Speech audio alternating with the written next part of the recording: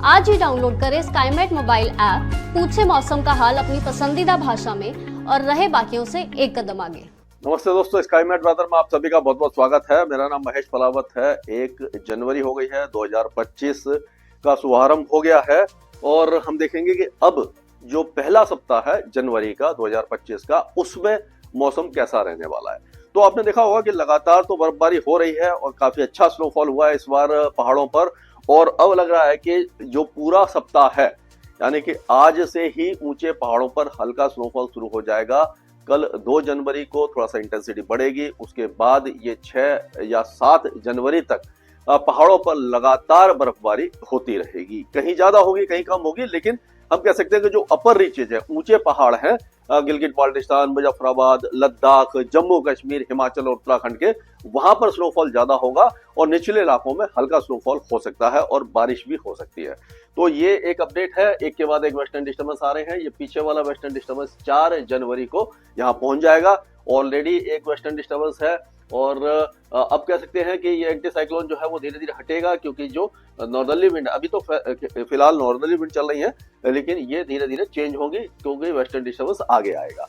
तो इस समय अगर देखा जाए तो जो बादल बने हुए हैं 1 जनवरी को, आप देखिए पश्चिमी विक्षोभ का असर दिखाई दे रहा है। बादल ये लद्दाख और गिलगिट बाल्टिस्तान वगैरह पे आ गए हैं और एक जो इंड्यूस्ड साइक्लोनिक सर्कुलेशन है, वो कह सकते हैं अफगानिस्तान और पाकिस्तान के ऊपर है। तो ये सिंध और जो बलूचिस्तान है, यहाँ पर भी कुछ बादल दिखाई दे रहे हैं, लेकिन बहुत ज्यादा इंटेंस नहीं है। तो बारिश की संभावना इस इलाके में बहुत हल्की है।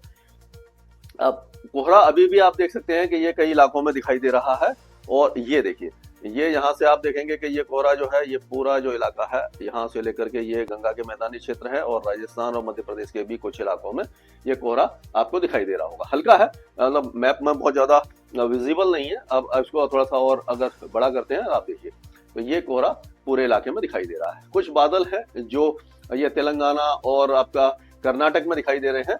और अगर हम आगे चलते हैं तो आप देखेंगे कि बादल जो है वो आपके श्रीलंका और ये जो साइक्लोनिक सर्कुलेशन है बंगाल की खाड़ी में, इसके आसपास बना हुआ मालदीव वगैरह, ये सारे इलाकों में बादल छाए हुए हैं और ये चाइना वगैरह के ऊपर काफी ज्यादा बादल आप देख सकते हैं। तो अब क्या होगा कि टेम्परेचर गिरे हैं। आपने देखा कि दिल्ली एनसीआर का ही अगर बात करें तो 10 डिग्री से 7 डिग्री आ गया, 3 डिग्री के आसपास टेम्परेचर ऑलरेडी गिर गया। इसी तरह से गिरावट जो है वो अब धीरे धीरे पूर्वी और मध्य भारत में और दक्षिण भारत में भी दिखाई दे रही है। तेलंगाना और महाराष्ट्र तक टेम्परेचर गिर चुके हैं।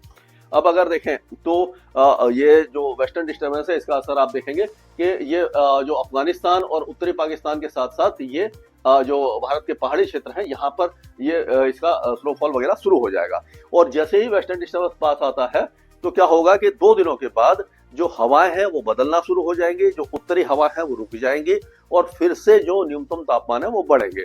हमारा दोस्त है जो किसान भाई हैं, वो बता रहे हैं कि जो गोभी की फसल का क्या है कि जो जैसे ही ईस्टर्ली विंड चलते, थोड़ा सा टेम्परेचर बढ़ता है उत्तर भारत में, तो गोभी काफी ज्यादा मात्रा में पैदा होने लग जाती है और रेट गिर जाते हैं। तो किसानों को उसका पैदावार तो बढ़ जाती है, लेकिन इतनी ज्यादा बढ़ने से रेट कम होने के कारण उनको नुकसान ज्यादा होता है। तो ये भी है, मतलब किसी का फायदा किसी का नुकसान, ये कह सकते हैं हम। तो फसलों पे असर पड़ता है जैसे ही टेम्परेचर बढ़ते या घटते हैं। लेकिन जो अगर ये टेम्परेचर कम ही रहेंगे तो गेहूं की फसल के लिए काफी अच्छा माना जाता है। गेहूं के दाने बढ़िया होते हैं, क्वालिटी अच्छी होती है। तो ये सारी चीजें हैं। तो अब देखेंगे कि जो हवाएं हैं वो अभी तो आप देखिए कि इस तरह से ये जो उत्तरी हवाएं है, ये यहाँ पर इस तरह से ऐसे घूम करके आ रही है, ये पूरे इलाके में आ रही है। तो यहाँ पर ये जो टेम्परेचर है गिर रहे हैं, अगले 2 दिनों तक गिरेंगे। और उसके बाद अगर देखा जाए तो ये वेस्टर्न डिस्टर्बेंस इसी तरह से बने रहेंगे, बहुत ज्यादा इन पे इम्पैक्ट नहीं रहेगा और कम ज्यादा होते रहेंगे, लेकिन ये जो वेदर एक्टिविटी है वो होती रहेगी। 5 और 6 तारीख को ऐसा लग रहा है कि जो हरियाणा और पंजाब के जो कई जिले हैं, जहाँ ये जो जिले हैं, यहाँ पर बारिश की संभावना नजर आ रही है।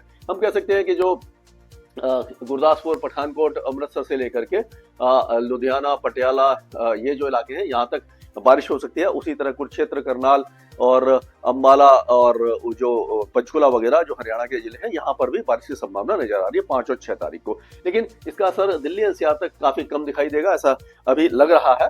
और अगर हम देखें, ये देखिए कि ये जो 5 तारीख के आसपास अभी जो वेस्टर्न डिस्टर्बेंस आगे आएगा, ये जो साइक्लोनिक सर्कुलेशन आप देख रहे हैं, इसको मैं दिखाता हूं आपको थोड़ा सा। ये देखिए, ये जो साइक्लोनिक सर्कुलेशन है, इसका असर आपको देखेंगे ये भारत के कई इलाकों में, मतलब कि एक तरह से कह सकते हैं कि इसके कारण ही ये बारिश की गतिविधियां आपको दिखाई देने वाली है।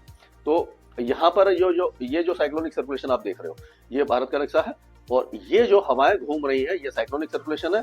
और यहाँ से आप देखिए, बंगाल के ये अरब सागर से नमी लेकर के इस तरह से यहाँ पर आ रही है, और यहाँ पर एंटी साइक्लोन जो है, जो यहाँ पर बना हुआ था, वो मध्य प्रदेश के ऊपर आ जाएगा, और यहाँ से भी ये बंगाल की खाड़ी से भी हवाएं आएंगी। आप देखिए कि ये जो हवाएं है, ये यहाँ से आ रही है, और ये देखिए ये यहाँ से आ रही है, ये दोनों तरफ से। और ये साइक्लोनिक सर्कुलेशन है। साइक्लोनिक सर्कुलेशन में क्या होता है, ये जो पाकिस्तान और उसके सटे हुए पंजाब वगैरह और हरियाणा के ऊपर है, ये हवाएं ऊपर उठेंगी, ठंडी होंगी, नमी जो है वो कंडेंस होकर के बादल बनाएगी।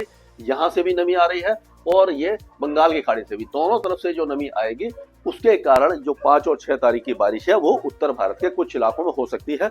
अब ये कहना मुश्किल है कि ये हरियाणा के दक्षिणी इलाकों तक या पंजाब के दक्षिणी इलाकों तक आएगी क्या नहीं, और उत्तरी राजस्थान के साथ साथ दिल्ली एनसीआर में इसका क्या असर होगा। लेकिन हाँ, बादल वगैरह छाएंगे, और जो न्यूनतम तापमान है वो बढ़ने की संभावना नजर आ रही है।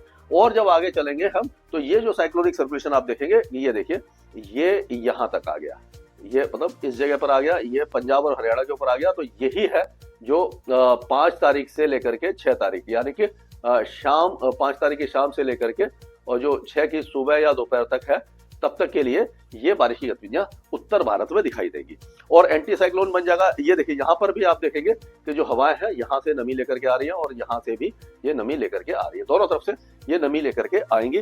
तो इस तरह का वेदर होने की संभावना हमें नजर आ रही है। और अगर हम देखें तो बाकी इलाकों की अगर बात करते हैं